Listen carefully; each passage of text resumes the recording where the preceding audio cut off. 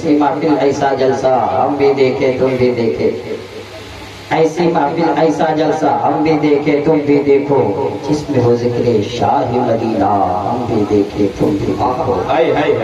زندہ باد جن و بشر میں نور و ملک میں باغ جلال میں سارے جہاں میں، جن و بشر میں نور و ملک میں باغ جلال میں سارے جہاں میں، صلی علی کا گونجا نغمہ ہم بھی دیکھے تم بھی دیکھو۔ صلی علی کا گونجا نغمہ ہم بھی دیکھے تم بھی دیکھو۔ ان کی بولی رب کی بولی جس پہ شاہد آیت رب، ان کی بولی رب کی بولی جس پہ شاہد آیت ربی، ان ہوا الا وحی یوحا ہم بھی دیکھے تم بھی دیکھو، ان ہوا الا وحی یوحا ہم بھی دیکھے تم بھی دیکھو۔ گلشن گلشن صحرا صحرا دلکش دلکش کوچا کوچا مچل گیا۔ فاروق بھائی قربان گئے ہیں تو آپ اٹھا کے بولے یا رسول اللہ۔ گلشن گلشن صحرا صحرا دلکش دلکش کوچا کوچا، گلشن گلشن صحرا صحرا دلکش دلکش کوچا کوچا، جگمگ جگمگ شہر مدینہ ہم بھی دیکھے، جگمگ شہر مدینہ ہم بھی دیکھے تم بھی دیکھو۔ نام رضا کا علم رضا کا تلک رضا کا فیض رضا کا، نام رضا کا علم رضا کا تلک رضا کا فیض رضا کا، بجتا ڈنکا چلتا سکہ ہم بھی دیکھے تم بھی دیکھو، بجتا ڈنکا چلتا سکہ ہم بھی دیکھے تم بھی دیکھو۔ قرآن مقدس کی جس آیت کریمہ کی میں نے تلاوت کرنے کا شرف حاصل کیا، اسی آیت کریمہ کی روشنی میں تھوڑی دیر آپ حضرات کے سامنے گفتگو کرنے کی سعادت حاصل کروں گا۔ یہ ہماری اور آپ کی خوش قسمتی ہے کہ حضرت علامہ مولانا اکرام الحق صاحب کے بلا نے ہمیں اور آپ کو مدعو کیا، اور اسی بہانے سے ہمیں اور آپ کو ذکر خدا اور ذکر رسول کرنے کا موقع مل رہا ہے۔ ان کی والدہ محترمہ کا 40واں ہے، اور اسی مناسبت سے ہم اور آپ یہاں اکٹھا ہوئے کہ کچھ واعظ و نصیحت سنیے۔ میری گفتگو جتنی دیر آپ حضرات سنیں بالکل دل سے گفتگو سنیں، اور جو باتیں میں کہوں اس کو دل کی تختی پہ نوٹ کرنے کی کوشش کریں۔ آج ہم کسی اور کے 40ویں میں بیٹھے ہیں، ہو سکتا ہے میرے 40ویں بھی لوگ اسی طرح بھی بیٹھے ہیں۔ یہ دنیا کب چھوڑنا پڑے، کب دنیا سے ہم رخصت ہو جائیں کوئی بھروسہ نہیں، سبوں کو ایک نہ ایک دن یہ دنیا چھوڑنا ہے۔ اس لیے جب موقع ملے، جب موقع ملے تو خلوص و نیت کے ساتھ دل سے بالکل دل کی تختی پہ نوٹ کرے اچھی باتیں، اور یہی علامت ہے دل اچھا ہونے کی۔ جس کا دل صاف ہوتا ہے حق بات جب سنتے ہیں تو فوراً دل قبول کر لیتا ہے۔ اگر حق بات سننے کے بعد انسان کے ماتھے پہ اگر پسینہ آنے لگے، حق بات سننے کے بعد بے چینی محسوس ہونے لگے، تو انسان خود بخود سمجھ جائے کہ میرا دل اچھا نہیں ہے، میرا دل کالا ہو چکا ہے۔ یہی وجہ ہے کہ حق بات میرا دل قبول نہیں کر رہا۔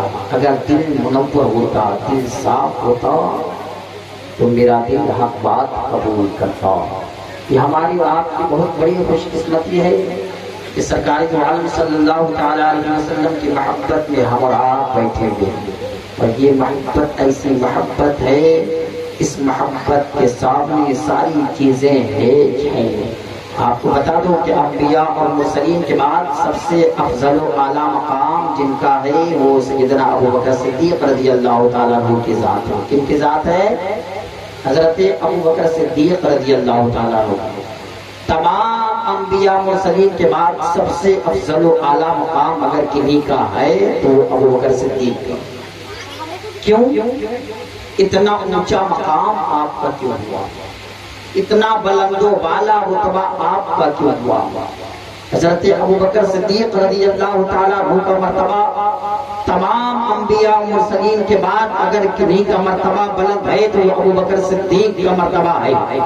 آخر کون ایسا کام آپ نے کیا، کون ایسی عبادت آپ نے کی، کون ایسی تقوی پرہیزگاری آپ کے اندر تھی جس کی بنیاد پہ آپ کا رتبہ اتنا عرفہ و اعلیٰ ہو گیا۔ اگر آپ سیرت ابو بکر پڑھیں گے تو آپ کو پتہ چلے گا زیادہ نماز پڑھنے کی بنیاد پہ آپ کو یہ مرتبہ نہیں ملا، زیادہ روزہ رکھنے کی بنیاد پہ آپ کو یہ مرتبہ نہیں ملا، رکوع کرنے کی بنیاد پہ یہ مرتبہ آپ کو نہیں ملا، سجدہ کرنے کی بنیاد پہ آپ کو یہ مرتبہ نہیں ملا، قرآن کی تلاوت کرنے کی بنیاد پہ آپ کو یہ مرتبہ نہیں ملا، حج و زکوٰۃ ادا کرنے کی بنیاد پہ آپ کو یہ مرتبہ نہیں ملا۔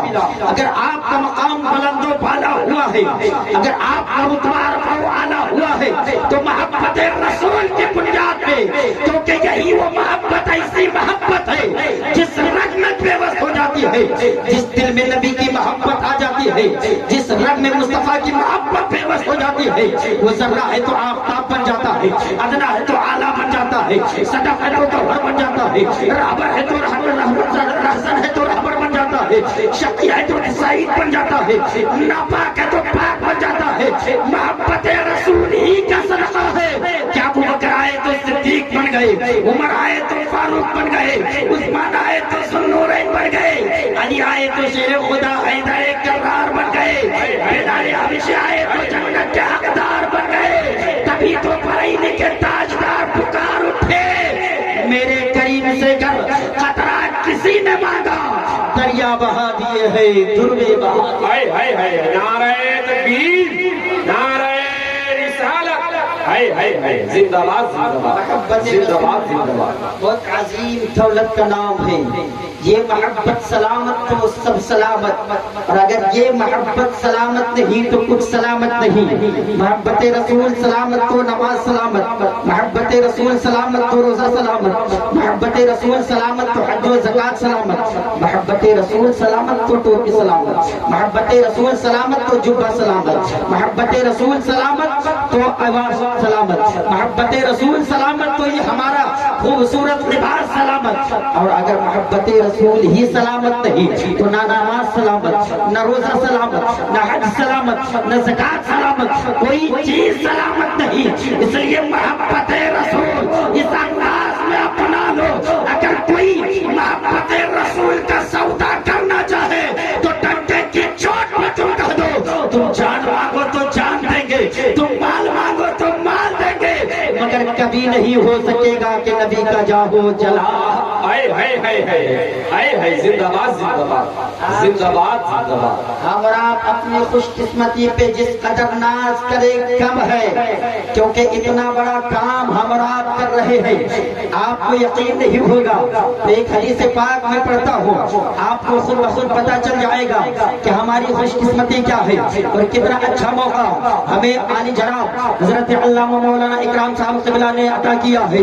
عالی جناب افضل بھائی اور ان کے جتنے برادران ہیں، ان کے جتنے صاحبزادگان ہیں، تمام لوگوں نے محنت و مشقت کر کے، پورے علاقے والے مل کر کے جشن عید میلاد النبی بنام جلسہ چہلم کے نام سے کسی بھی ذریعے سے، کسی بھی بہانے سے ذکر کرنے کا موقع ہمیں عطا کیا۔ حدیث پاک کے راوی حضرت ابو درداء ہے۔ آپ اس حدیث کو سنیں گے آپ کا ایمان تازہ ہو جائے گا، اپنی خوش قسمتی پہ ناز کریں گے۔ حضرت ابو درداء فرماتے ہیں، الفاظ حدیث میں پڑھتا ہوں ایمان تازہ ہو جائے گا۔ عن ابی درداء قال مررت مع النبي صلی اللہ علیہ وسلم ببيت عامر الانصاری رضی اللہ تعالی عنہ وهو كان يعلم وقايا ولادته لابنائه وعشيرته ويقول هذا اليوم فقال النبي صلى الله عليه وسلم ان الله فتح لكم ابواب الرحمه والملائكه كلهم يستغفرون لك ومن فعل فعلك نجا نجاتك۔ مچل کے بولے سبحان اللہ، اپنے دونوں ہاتھوں کو فضا میں لہرا کے بولے یا رسول اللہ۔ حضرت ابو درداء فرماتے ہیں میں مصطفیٰ کے ساتھ مدینے کے گلیوں میں گزر رہا تھا۔ اللہ اللہ، حضرت ابو درداء ساتھ میں ہے تو مصطفیٰ کے ساتھ میں ہے، سراج السالکین کے ساتھ میں ہے۔ حضرت ابو درداء فرماتے ہیں میں مصطفیٰ کے ساتھ گزر رہا تھا، اچانک ایک صحابی رسول جس کا نام حضرت عامر انصاری رضی اللہ تعالیٰ عنہ ہے، حضرت ابو دردہ فرماتے ہیں جب ان کے گھر کے دروازے کے قریب سے ہم گزرنے لگے تو ہم نے کیا سنا؟ حضرت عامر انصاری کے گھر سے ایک آواز آ رہی تھی، جس آواز کو سننے کے بعد توجہ بالکل میری طرف آپ حضرات رکھیں گے، حضرت ابو دردہ فرماتے ہیں حضرت عامر انصاری کے گھر سے ایک آواز آ رہی تھی، مصطفیٰ فرماتے ہیں اے ابو دردہ عامر انصاری کے گھر سے کون سی آواز آ رہی ہے، ذرا رک کر کے اس آواز کو سنتے ہیں۔ حضرت ابو دردہ فرماتے ہیں ہم دونوں اس آواز کو رک کر سننے لگے، عامر انصاری کے گھر سے آواز آ رہی تھی، اتنے میں میرے آقا فرماتے ہیں اے ابو دردہ چلو عامر انصاری کے گھر پہ چلتے ہیں، یہیں پہ نبی کے دیوانے جو شعر پڑھتے ہیں، سنا ہے آپ ہر عاشق کے گھر تشریف لاتے ہیں، سنا ہے آپ ہر عاشق کے گھر تشریف لاتے ہیں، میرے گھر میں بھی ہو جائے چراغا یا رسول اللہ، آج آپ ڈنکے کی چوٹ پہ سینہ ٹھوک کر کہیں گے سنا ہے نہیں بلکہ یقین ہے آپ ہر عاشق کے گھر تشریف لاتے ہیں، میرے گھر میں بھی ہو جائے چراغا یا رسول اللہ۔ حضرت ابو دردہ فرماتے ہیں میرے آقا فرماتے ہیں اے ابو دردہ چلو عامر انصاری کے گھر پہ چلتے ہیں، حضرت ابو دردہ فرماتے ہیں میں مصطفیٰ کے ساتھ اب حضرت عامر انصاری کے گھر پہ گیا تو میں نے کیا دیکھا؟ عامر انصاری اپنے گھر میں اپنے اہل و عیال کو بیٹھا کر کے، اپنے گھر والوں کو جمع کر کے، اپنے بال بچوں کو جمع کر کے مصطفیٰ کا میلاد منا رہے ہیں، مصطفیٰ کا ذکر کر رہے ہیں، مصطفیٰ کا چرچا کر رہے ہیں۔ جب میرے آقا سنتے ہیں میرے آقا ارشاد فرماتے ہیں قال النبی صلی اللہ علیہ وسلم ان اللہ فتح لکم ابواب الرحمہ والملائکۃ کلہم یستغفرون لک۔ اے عامر انصاری تم جو یہ کام کر رہے ہو، تمہارے اس کام سے پروردگار اتنا خوش ہے، اتنا خوش ہے کہ رحمت کے سارے دروازوں کو کھول دیا ہے، اور جتنے فرشتے ہیں سارے فرشتے تم لوگوں کے لیے مغفرت کی دعائیں زندہ باد زندہ باد زندہ باد زندہ باد، یہ ماشاء اللہ کیا کہنا۔ کون سا کام کر رہے تھے حضرت عامر انصاری؟ کون سا کام اپنے گھر میں کر رہے تھے جو کام ہم اور آپ ابھی اس وقت کر رہے ہیں؟ میرے آقا ارشاد فرماتے ہیں اے عامر انصاری پروردگار تم لوگوں سے بہت خوش ہے کہ تم لوگ میرا چرچا کر رہے ہو، اتنا خوش ہے، اتنا خوش ہے مولا کہ تم لوگوں کے لیے رحمت کے سارے دروازوں کو کھول دیا ہے، اور جتنے فرشتے ہیں سارے فرشتے مغفرت کی دعائیں کر رہے ہیں۔ آگے میرے آقا ارشاد فرماتے ہیں وَمَنْ قَالَ قِلَتْ نَجَا نَجَاتَتْ۔ اے عامر انصاری تیرا یہ کام جو بھی کرے گا، کیا مطلب؟ تم جو یہ کام کر رہے ہو، تم جو میلاد منا رہے ہو، تم جو چرچا کر رہے ہو، تم جو ذکر کر رہے ہو، وَمَنْ قَالَ قِلَتْ تیرا یہ کام جو بھی کرے گا نجا نجاتت، تو اس کے لیے بھی ایسا ہی نجات ہے جیسے تم لوگوں کے لیے نجات ہے۔ یہیں سے پتا چلا جو مصطفیٰ کا ذکر کرتے ہیں، جو مصطفیٰ کا چرچا کرتے ہیں، میرے آقا ان کے یہاں تشریف لاتے ہیں تو بہت انداز میں یقین ہے آپ ہر عاشق کے گھر تشریف لاتے ہیں، میرے گھر میں بھی ہو جائے چراغ۔ نعرہ تکبیر، نعرہ رسالت، زندہ باد زندہ باد۔ صحابہ کرام رضوان اللہ تعالی علیہم اجمعین کس انداز میں مصطفیٰ سے محبت کیا کرتے تھے، صحابہ کرام موقع کے تلاش میں رہتے تھے، کم مصطفیٰ کا ذکر مصطفیٰ ہی کی زبان مبارک سے سنے، مچل کے بولے سبحان اللہ، دونوں ہاتھوں کو فضا میں لہرا کے بولے یا رسول اللہ۔ صحابہ کرام کی آرزو ہوتی تھی، صحابہ کرام یہی چاہتے تھے کہ مصطفیٰ کا ذکر ہم سنے تو مصطفیٰ ہی کی زبان مبارک سے سنے۔ حضرت ابو ذر غفاری رضی اللہ تعالی عنہ ہے، بڑے بڑے جلیل القدر صحابی رسول ہیں، اس واقعے کو آپ سنیں گے ایمان تازہ ہو جائے گا۔ کس انداز میں مصطفیٰ کا ذکر سننے کے لیے موقع کی تلاش میں رہتے تھے۔ علی جناب محفوظ قیفی صاحب اس واقعے کو، اس حدیث کو توجہ کے ساتھ سنیں۔ مفتی صاحب تائید کریں گے، حضرت ابو ذر غفاری رضی اللہ تعالیٰ عنہ عرض کرتے ہیں، یا رسول اللہ صلی اللہ علیہ وسلم، میرے آقا آپ بتائیں کہ یہاں کے اعتبار سے، دنیاوی سبب سے آپ کو کیسے پتا چلا کہ آپ اللہ کے نبی ہیں؟ یا رسول اللہ، یہاں کے اعتبار سے، دنیاوی سبب سے، وہ حدیث اپنی جگہ، کنت نبی و آدم بین الماء والطین، میں اس وقت نبی تھا جب حضرت آدم آب و گل کی منزلیں طے کر رہے تھے، وہ حدیث اپنی جگہ، کنت نبی و آدم بین الروح والجسد، میں اس وقت نبی تھا جب حضرت آدم روح اور جسد کے درمیان تھے۔ یہاں حضرت ابو ذر غفاری عرض کر رہی ہے، یا رسول اللہ، دنیاوی سبب کے ذریعے سے آپ بتائیں آپ کو کیسے پتا چلا کہ آپ اللہ کے نبی ہیں؟ میرے آقا مسکراتے ہیں، اللہ اللہ، صحابی رسول، صحابہ اکرام موقع کے تلاش میں رہتے تھے، جب کم کا موقع ملے کہ مصطفیٰ کا ذکر مصطفیٰ ہی کی زبان مبارک سے سنے۔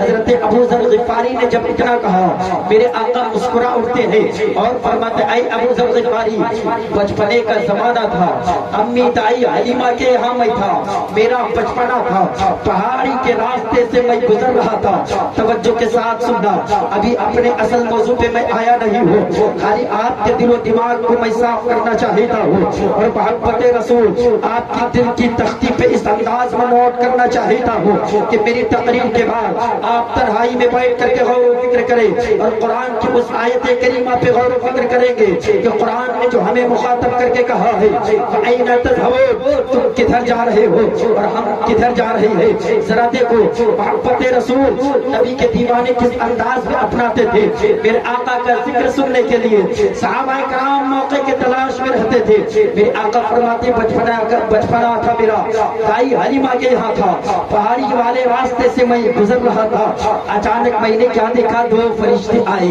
کتنے فرشتے؟ دونوں ہاتھوں کو فضا میں دھرا کے بولے، یا رسول اللہ، میرے آقا فرماتے ہیں میرے پاس دو فرشتے آئے، بچپنے کا وقت ہے۔ میرے آقا فرماتے ہیں ایک فرشتہ زمین پہ آ گیا، ایک فرشتہ زمین و آسمان کے درمیان معلق رہا، ہوا میں اڑتا رہا، ایک فرشتہ زمین پہ آیا، ایک فرشتہ زمین و آسمان کے درمیان اڑتا رہا، اور جو فرشتہ زمین پہ آیا اس فرشتے نے مجھے مخاطب کر کے کہا، اہوا، کیا یہی ہے؟ کیا یہی ہے؟ کیا یہی ہے؟ کیا مطلب؟ سراج السالکین یہی ہے، انیس الغریبین یہی ہے، مراد المشتاقین یہی ہے، شفیع المسلمین یہی ہے، رحمت للعالمین یہی ہے؟ کیا یہی ہے جن کے صدقے میں زمین و سما بنے، جن کے صدقے میں مکین و مکان بنے، جن کے صدقے میں چنین و چنا بنے، جن کے صدقے میں جنت و رضوا بنے، جن کے صدقے میں حور و غلوا بنے؟ کیا یہی ہے جن کے صدقے میں شمس و قمر بنا، جن کے صدقے میں بحر و بر بنا، جن کے صدقے میں خشک و تر بنا؟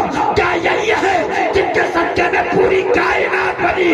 میرے آقا ارشاد فرماتے ہیں، جب زمین پر آئے ہوئے فرشتے نے کہا ہوا، کیا یہی ہے؟ یہی ہے؟ تو اس فرشتے نے کہا ہاں یہی ہے، یہی ہے، اللہ کے محبوب یہی ہے، سراج السالکین یہی ہے۔ زندہ باد، نعرہ تکبیر، زندہ باد، زندہ باد، زندہ باد، زندہ باد، زندہ باد، زندہ باد، تاج الشریعہ، تاج الشریعہ، زندہ باد، زندہ باد، اللہ اکبر، یا رسول اللہ، ماشاءاللہ، زندہ باد، زندہ باد۔ جی، جن کو بھی آپ چھوٹ دیں، انعام دیں ادب و احترام کے ساتھ، اور انشاءاللہ آپ کا یہ دیا ہوا پیسہ شہر مدینہ اور شہر مکہ میں خرچ کروں گا انشاءاللہ، چونکہ 19 تاریخ کو میں عمرہ کے لیے جا رہا ہوں۔ یہ ہماری اور آپ کی خوش قسمتی ہے کہ اللہ تبارک و تعالیٰ نے آپ حضرات کے سامنے مجھے آنے کا موقع دیا، اور یہ بڑا اچھا لگ رہا ہے، اور میں اکرام کی توجہ چاہوں گا کہ میرے لیے یہ بالخصوص دعا فرمائیں گے کہ اللہ تبارک و تعالیٰ مجھے حرمین شریفین کی زیارت سے مالا مال فرمائے، آمین۔ اور انشاءاللہ وہاں کے بعد مزار شریف کا بھی ارادہ ہے، تو یہ ساری تمنائیں کی تکمیل ہو، آپ حضرات دعا فرماتے رہیے۔ میں جس حدیث کو آپ کی دل کی تختی پہ نوٹ کرنا چاہتا ہوں، خالی سنانا مقصود نہیں، انداز بیان خالی دکھانا مقصود نہیں، صحابہ کرام کے انداز میں محبت رسول اپنے اندر کوٹ کوٹ کر بھرے ہوئے تھے۔ وہ کامیاب اور فخریہ اگر کرتے تھے، فخر کے ساتھ اگر کسی بات کو کہتے تھے تو محبت رسول پہ فخر کیا کرتے تھے، اور ٹنکے کی چوٹ پہ کہتے تھے ہمیں کسی چیز پہ ناز نہیں، اگر ہمیں ناز ہے تو محبت رسول پہ ناز ہے۔ میرے آقا فرماتے ہیں جیسے ہی اس فرشتے نے کہا نام، ہاں یہی ہے، میرے آقا فرماتے اس فرشتے نے مجھے پکڑ لیا۔ مصطفیٰ کا بچپنا، میرے آقا دائی حلیمہ کے یہاں پہاڑی والے علاقے سے گزر رہے ہیں، بچپنے کا وقت، اور مصطفیٰ کے بچپنے کا واقعہ سننے کے لیے صحابہ کرام بے چین رہا کرتے ہیں۔ خود حضور کے چچا حضرت عباس رضی اللہ تعالیٰ ایک مرتبہ ہاتھ باندھ کر کے مصطفیٰ کے چہرے انور کی زیارت کر رہے تھے، ٹک ٹکی باندھ کر دیکھ رہے تھے، کچھ نہیں بول رہے تھے۔ حضور کے چچا، سگے چچا، ہاتھ باندھ کر خالی دیکھ رہے، کچھ نہیں بول رہے۔ میرے آقا مسکراتے ہیں، فرماتے ہیں میرے چچا آپ اس انداز میں مجھے ٹک ٹکی باندھ کر کیوں دیکھ رہے ہیں؟ چچا کچھ بات ہے کیا؟ میرے آقا فرماتے ہیں جیسے ہی اتنا بولتے ہیں حضور کے چچا عرض کرتے یا رسول اللہ علیہ السلام بڑی پرانی بات مجھے یاد آ گئی ہے۔ بچن کے بولے یا رسول اللہ بڑی پرانی بات مجھے یاد آ گئی ہے۔ میرے آقا مسکراتے فرماتے چچا کتنی پرانی بات ہے؟ حضور کے چچا عرض کرتے یا رسول اللہ بڑی پرانی بات ہے۔ میرے آقا فرماتے چچا بولیے تو صحیح کتنی پرانی بات ہے؟ حضور کے چچا عرض کرتے یا رسول اللہ یہ اس وقت کی بات ہے جب آپ فقط 40 دن کے تھے۔ کتنے دن کے؟ 40 دن کے۔ یا رسول اللہ یہ اس وقت کی بات ہے جب آپ فقط 40 دن کے تھے۔ میرے آقا فرماتے چچا آخر پورا واقعہ تو سنائیے۔ حضور کے چچا سے کہتے یا رسول اللہ آپ 40 دن کے تھے، جھولے میں لیٹے ہوئے تھے۔ یا رسول اللہ اچانک میں نے کیا دیکھا؟ 14ویں کا چاند چمک رہا تھا، رات کا وقت تھا۔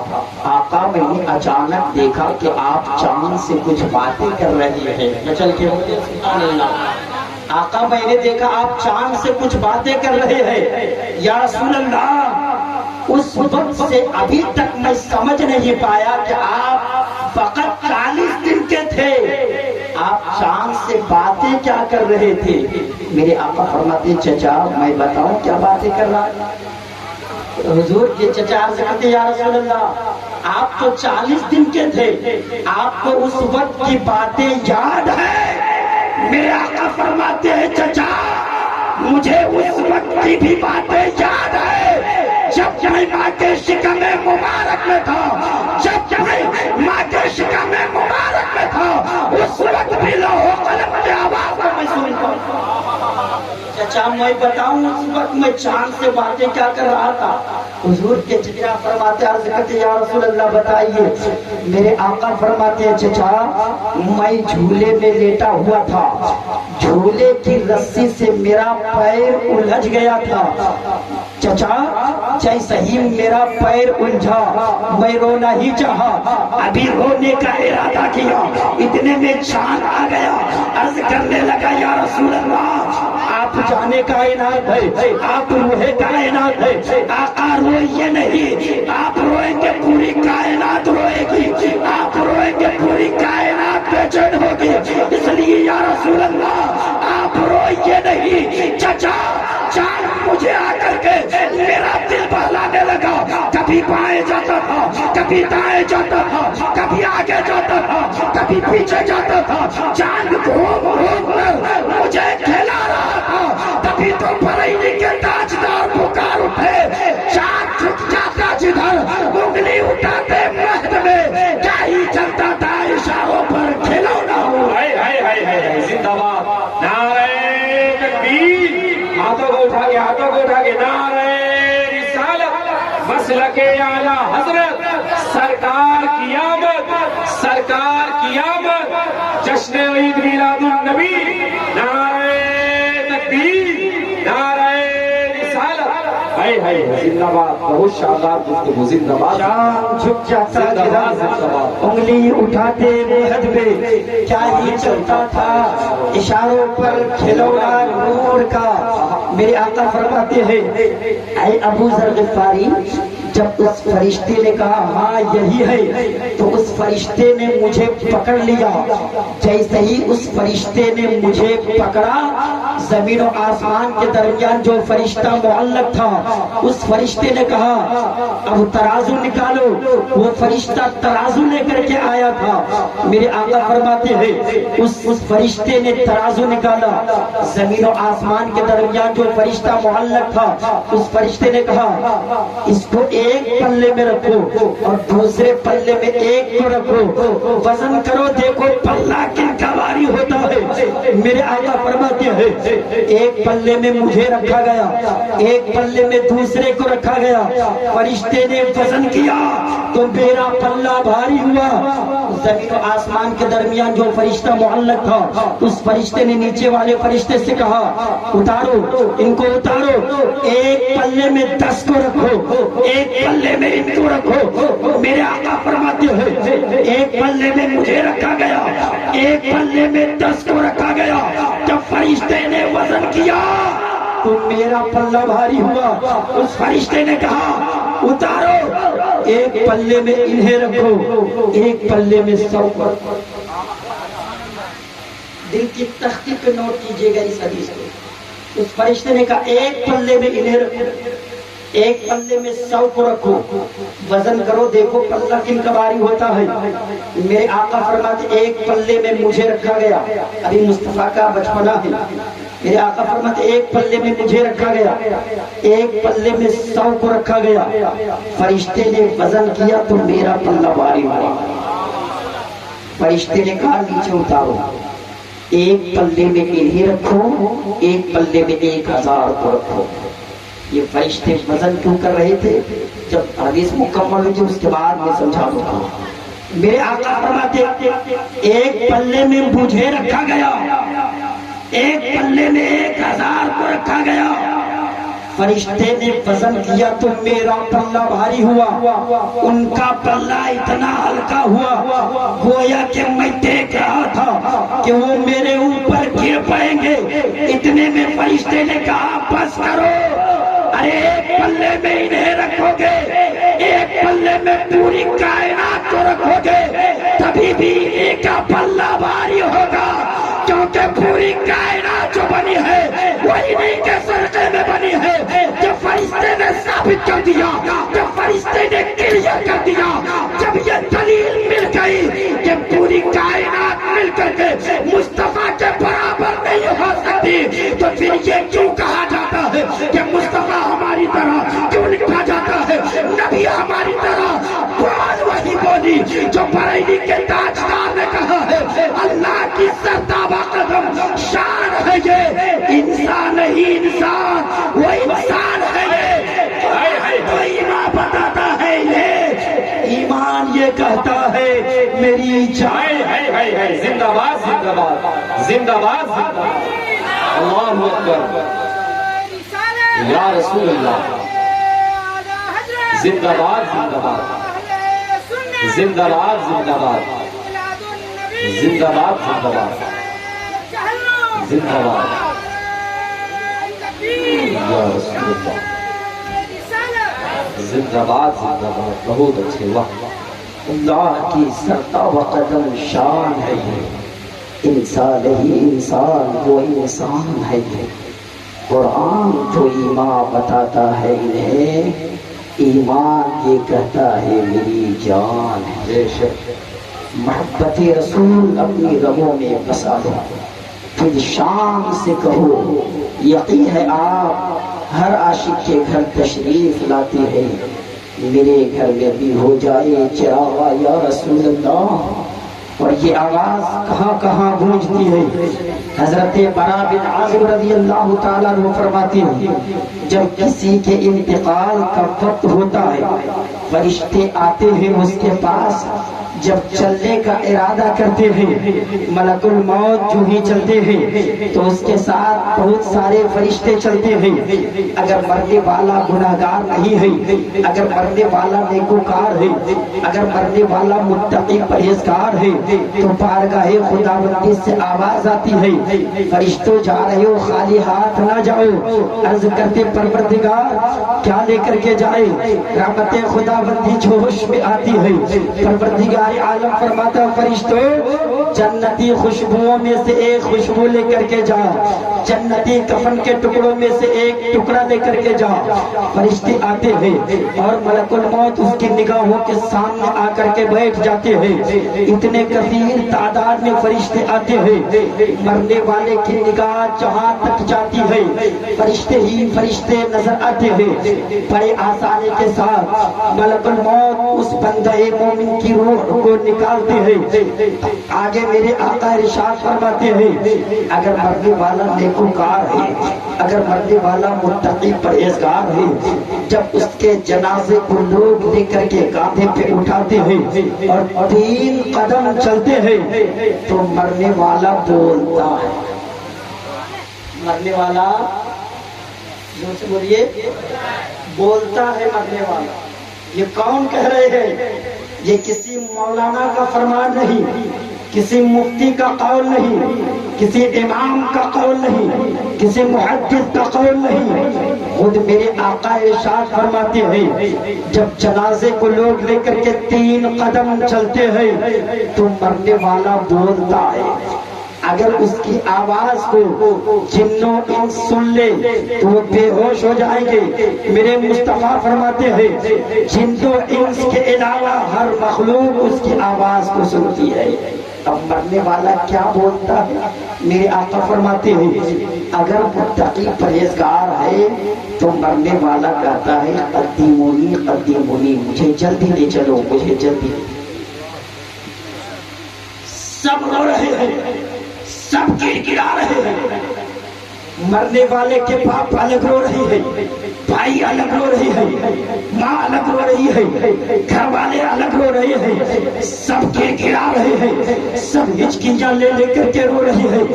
مگر اگر مرنے والا گناہگار نہیں ہے، اگر مرنے والا نیکوکار ہے تو وہ کہتا قدیمونی قدیمونی، مجھے جلدی لے چلو، مجھے جلدی لے چلو۔ مفسرین فرماتے ہیں آخر اس وجہ سے، آخر اس انداز میں کیوں بولتا ہے، کیوں کہتا ہے مجھے جلدی لے چلو؟ اسے دکانوں مکان کی فکر نہیں، گھر والوں کی فکر نہیں، باپ سے جدا ہو رہا ہے فکر نہیں، ماں چھوٹ رہی ہے کوئی فکر نہیں، بیوی بچوں سے جدا ہو رہا ہے کوئی فکر نہیں۔ وہ کہتا ہے قدیمونی قدیمونی، مجھے جلدی لے چلو، مجھے جلدی لے چلو۔ اس کی وجہ یہی ہے کہ وہ نبی کا سچا دیوانہ ہوتا ہے، وہ نبی کا سچا مستانہ ہوتا ہے، وہ دیکھتا ہے جن کے صدقے میں ہمیں ہر چیز ملی تھی ان کا چہرہ دنیا میں نہیں دیکھ پایا، مرنے کے بعد قبر میں ان کے چہرے کی زیارت ہوگی، انتقال ہو گیا ہے تو اب دیر کس بات کی کر رہے ہو؟ مجھے جلدی لے چلو، قبر میں ان کا چہرہ دیکھوں گا، قبر میں ان کا دیدار کروں گا، اس لیے دیر نہ کرو، قدیمونی قدیمونی، مجھے جلدی لے چلو، مجھے جلدی لے چلو۔ ہے ہے زندہ باد زندہ باد زندہ باد۔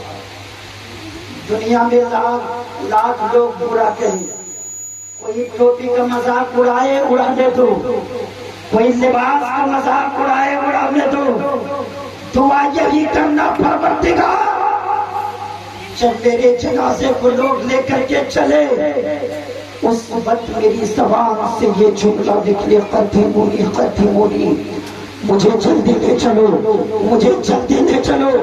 مصطفیٰ فرماتے جن و انس کے علاوہ ہر مخلوق اس کی آواز کو سنتی ہے، اور جب ہر مخلوق اس کی آواز کو سنتی ہے اس وقت شریف تو پرند بھی کہتے ہیں، جانور بھی یہی کہتے ہیں، شمس و قمر بھی یہی کہتے ہیں کہ یہ جو جا رہا ہے وہ کوئی اور نہیں، مصطفیٰ کا دیوانہ جا رہا ہے۔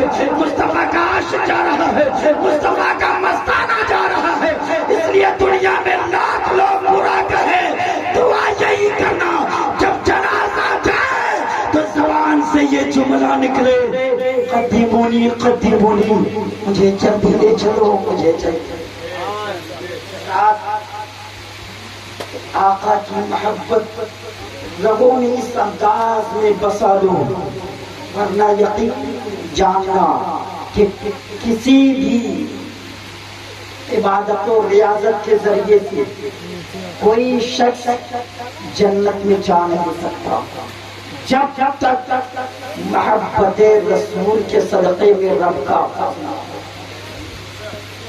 کوئی بھی شخص کامیاب نہیں ہو سکتا، کوئی بھی شخص۔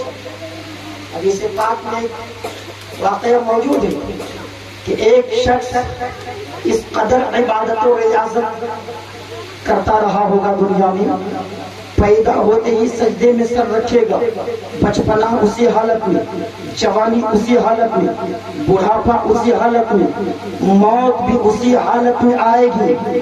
اور قیامت کے دن نگاہوں کے سامنے جب نیکیوں کے بڑے بڑے پہاڑوں کو دیکھے گا، جب اپنے نامہ اعمال کو دیکھے گا، وہ مچلے گا، دل ہی دل میں خوش ہوگا کہ میں بہت بہت نیکیاں کیا ہوں، نیکیوں کے بڑے بڑے پہاڑ میرے ہیں۔ اللہ تبارک و تعالیٰ فرمائے گا اذهبوا بعبدی ھذا اذهبوا بعبدی الی الجنہ بفضلی، میرے اس بندے کو جنت میں لے جاؤ میرے فضل سے۔ جیسے ہی اللہ تبارک و تعالیٰ اتنا فرمائے گا، وہ بندہ عرض کرے گا مولا تیرے فضل سے میں اگر جنت میں جا رہا ہوں تو میری نیکیاں کہاں گئی؟ جو عبادت و ریاضت میں نے کیا وہ عبادت و ریاضت کہاں ہے؟ پروردگار تیرے فضل سے تو کوئی بھی جنت میں جا سکتا ہے، اگر تیرا فضل گناہگاروں پہ ہو جائے تو وہ جنتی ہو جائے گا، تیرا فضل بے نمازیوں پہ ہو جائے تو وہ بھی جنت میں جائے گا، تیرا فضل اگر بے روزے داروں پہ ہو جائے تو وہ بھی جنتی ہو جائے گا۔ مولا اگر میں بھی تیرے فضل سے جنت میں جا رہا ہوں تو پھر میری نیکیاں کہاں چلی گئی؟ اتنا جو ہی اس بندہ مومن عرض کرے گا، اللہ تبارک و تعالیٰ فرشتے کو حکم دے گا، فرشتوں ذرا اس بندے کو روک لو۔ روکنے کے بعد اللہ تبارک و تعالیٰ کا حکم ہوگا، فرشتوں اس کے نامہ اعمال کو اکٹھا کرو، نیکیوں کے بڑے بڑے پہاڑ اکٹھا کیے جائیں گے، رب کا حکم ہوگا اس کی نیکیاں وزن کی جائے گی، نیکیوں کے بڑے بڑے پہاڑ ایک ترازو کے پلے میں رکھا جائے گا، اللہ کا حکم ہوگا فرشتوں اس کی ایک آنکھ کو نکالو، فرشتے اس کی ایک آنکھ نکالیں گے، ایک ترازو میں رکھیں گے، نیکیوں کے بڑے بڑے پہاڑ ایک طرف، اس کی آنکھ ایک طرف، رب کا حکم ہوگا وزن کرو، جیسا ہی فرشتے وزن کریں گے وہ پلہ بھاری ہوگا جس میں آنکھ رکھی جائے گی، رب کا حکم ہوگا اب اس بندے کو جہنم میں داخل کرو، اس لیے کہ تمام نیکیاں مل کر کے ایک آنکھ کے برابر نہیں ہو سکی، ابھی تو دوسری آنکھ باقی ہے، ابھی تو سر باقی ہے، ابھی تو ہاتھ باقی ہے، ابھی تو کان باقی ہے، ابھی تو پورا جسم باقی ہے، جب ایک آنکھ کے برابر اس کی تمام نیکیاں نہیں ہو سکی تو پورے جسم کے برابر اس کی نیکیاں کہاں سے آئے گی؟ وہ بندہ مومن گر گرائے گا، نہیں پروردگار میں تیرے فضل سے ہی جنت میں جانا چاہتا ہوں، تو اپنی عبادت پہ ناز نہ کرنا، اپنی ریاضت پہ ناز نہ کرنا، تقوی پرہیزگاری پہ ناز نہ کرنا، اگر ناز کرنا ہے تو محبت رسول پہ ناز کرنا، اور ڈنڈے کی چوٹ پہ گانا، نہ تاج پہ نہ تقوی پہ نہ زہد و اتقا پہ ہے، ہمیں جو کچھ ناز ہے محمد مصطفیٰ پر، محمد مصطفیٰ پر ہے۔ حضرات میں نے جس آیت کریمہ کی تلاوت کرنے کا شرف حاصل کیا، بس 2 سے 3 منٹ کے اندر گفتگو ختم کر دے رہا ہوں، ہے نا؟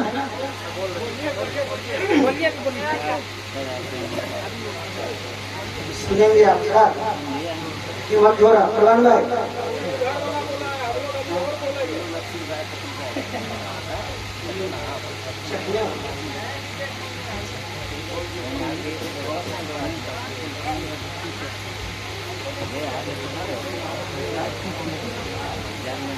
علی جناب چلیے اچھا، کل نفس ذائقہ الموت، ہر نفس کو موت کا مزہ چکھنا ہے، اس پہ بولنے کہہ رہے ہیں चखना किसे कहते हैं आप हजरात को पता है ना? हाँ? डर के बारे में बोल रहे हैं कि चखना किसको कहते हैं, आप जरा जानते हैं। इस चखने की बात नहीं कर रहा हूँ। हर नफ्स को मौत का मजा चखना, तो जिस चीज को चखी जाती है वो चीज में खत्म होती है। अगर आप गोश्त को चखेंगे तो गोश्त खत्म होगा, अगर आप चावल को चखेंगे तो चावल खत्म होगा, रोटी को चखेंगे तो रोटी खत्म होगी। तो जब रब ने कुरान में कहा कि हर नफ्स को मौत का मजा चखना है, तो यहाँ चखने वाला खत्म हो रहा है। यही हो रहा है, चखने वाला ही खत्म हो रहा है। बात समझ में आ गई? आखिर ऐसा क्यों? जब कानून यही है कि जिस चीज को चखी जाती है वो चीज खत्म होती है, तो यहाँ मामला उल्टा क्यों कि चखने वाला खत्म हो जा रहा है। अगर गोश्त को चखेंगे तो गोश्त खत्म होगा, रोटी को चखेंगे तो रोटी खत्म होगी, चावल को चखेंगे तो चावल खत्म होगा, केले को चखेंगे तो केला खत्म होगा, सेब को चखेंगे तो सेब खत्म होगा। मगर अगर जहर को चखेंगे तो चखने वाला खत्म हो जाएगा। क्यों?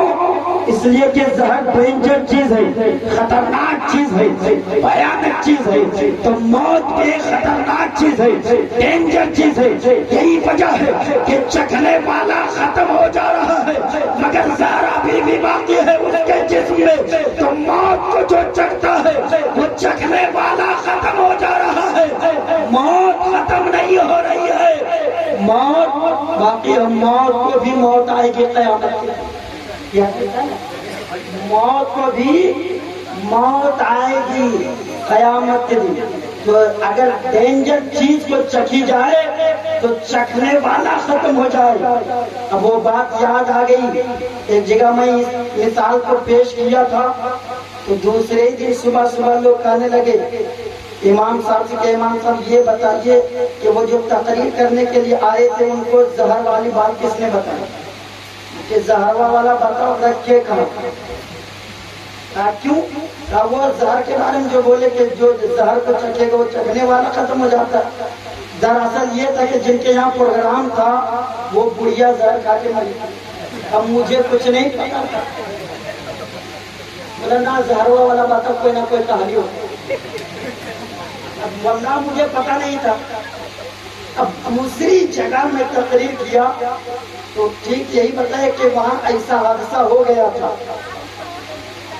इमाम साहब का ऐसा हो गया। दूसरी जगह यही मिसाल में दिया तो दूसरी जगह में बताया कि वहाँ ऐसा हादसा हो गया था, यहाँ तो कुछ ऐसा नहीं है। तो बोले यहाँ क्यों? बोले यहाँ भी यही मामला है, ये भी जहर खा के ही मरा है। ऐसा हादसा हो रहा हमारे इलाके में। रात अल्लाह का खौफ दिल में बसाइए। अल्लाह तबारक व तआला कुरान मजीद में इरशाद फरमा रहा है, यौमइज़ तुअदून ला तख़फ़ा मिनकुम ख़ाफ़िया। उस दिन तुम सब पेश होंगे, कोई भी छुपने वाली जान छुप नहीं सकती। हर एक को रब की बारगाह में हाजिर होना है। खतीब है तो वो भी हाजिर होगा, अगर बेनमाजी है तो वो भी हाजिर होगा, नमाजी है तो वो भी हाजिर होगा, शराबी है तो वो भी हाजिर होगा, जुआरी है तो वो भी हाजिर होगा, मर्द है तो वो भी हाजिर होगा, औरत है तो वो भी हाजिर होगी। अगर कोई मुफ्ती है तो वो भी हाजिर होंगे, खतीब है तो वो भी हाजिर होंगे, मुक़र्रिर है तो वो भी हाजिर होंगे, शायर है तो वो भी हाजिर होंगे। सब रब की बारगाह में हाजिर होंगे। और जब सब रब की बारगाह में हाजिर होंगे, मेरे आका इरशाद फरमाते हैं उस वक्त कोई भी शख्स एक कदम नहीं हट पाएगा जब तक कि उससे 5 सवाल न कर लिया जाए। कितने सवाल किए जाएंगे? 5 सवाल। मेरे आका फरमाते हैं कोई भी शख्स एक कदम नहीं हट पाएगा जब तक कि उससे 5 सवाल न कर लिया जाए। पहला सवाल होगा, ये सवाल हमसे भी होगा, ये सवाल आपसे भी होगा, ये सवाल स्टेज पर जो है उनसे भी होगा, ये सवाल जो नीचे है उनसे भी होगा, सबों से ये सवाल होगा। मुस्तफा फरमाते हैं कोई भी शख्स एक कदम नहीं हिल पाएगा जब तक कि उससे 5 सवाल न कर लिया जाए। पहला सवाल होगा उम्री फीमा अफना, तुझे उम्र दी गई थी, पता तूने अपनी उम्र को कहाँ खर्च किया? कौन सा सवाल होगा पहला? अनउमरी फीमा अफना, तुझे उम्र दी गई थी, बता तूने अपनी उम्र को कहाँ खर्च किया। आज अपनी उम्र को कभी चोरी में, कभी ग़ीबत में, कभी यूट्यूब में, कभी फेसबुक में, कभी सीरियल में, कभी चैटिंग करने में, कभी न जाने कहाँ कहाँ अंधेरी कोठरी में, बंद कमरे में हम गुनाहों के दलदल में डूबते रहते हैं, सोचते हैं कि कोई देखने वाला नहीं। इसी तरह परवरदिगार आलम ऐसे ही लोगों को मुखातब करके फरमा रहा है, उस दिन कोई भी छुपने वाली जान छुप नहीं सकती। जो सर्रा बराबर नेकी करेगा वो भी वहां देखेगा, जो सर्रा बराबर बुराई करेगा वो भी वहां देखेगा। जब ये सवाल होगा अनउमरी फीमा अफना, तुझे उम्र दी गई थी, बता तूने अपनी उम्र को कहाँ खर्च किया है। इसका जवाब हमारे पास, अगर जवाब नहीं तो तैयारी में लग जाइए। इंशाअल्लाह कभी मौका मिलेगा तो मैं गुफ्तगू आगे करूंगा और इस हदीस पाक की वजाहत में करूंगा, क्योंकि वाकया वक्त बहुत ज्यादा हो गया है और काफी लोग अभी बाकी हैं, इसलिए अपनी गुफ्तगू को ये खत्म कर रहा हूँ। अस्सलामु अलैकुम।